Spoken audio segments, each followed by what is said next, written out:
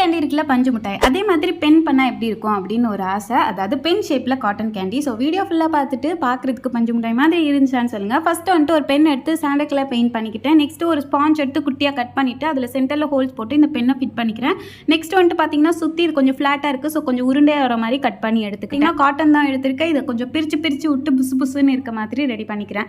Next கொஞ்சம் pink eyeshadow கொஞ்சமாக எடுத்து அந்த காட்டனில் போட்டுட்டு நல்லா எல்லா இடத்துலையும் வந்து கலர் வர மாதிரி பண்ணிக்கிறேன். நெக்ஸ்ட்டு உள்ளங்கையில் வச்சு ரொம்ப அழுத்திடாமல் கொஞ்சமாக வந்துட்டு ரவுண்ட் பண்ணிக்கிறேன். பிங்க் கலர் ஐஷேடோக்கு பதிலாக பிங்க் கலர் சாக் பீஸ் கூட யூஸ் பண்ணிக்கலாம். என்கிட்ட இப்போதைக்கு இல்லை, அதனால யூஸ் பண்ணல. நெக்ஸ்ட் வந்துட்டு அந்த ஆல்ரெடி பென் ரெடி பண்ணி வச்சுக்கோம்ல, அந்த ஸ்பாஞ்சுக்கு மேலே க்ளூ அப்ளை பண்ணிட்டு இந்த காட்டனை அப்படியே வந்து சுற்றி ஒட்டி விட்டுக்கிறேன்.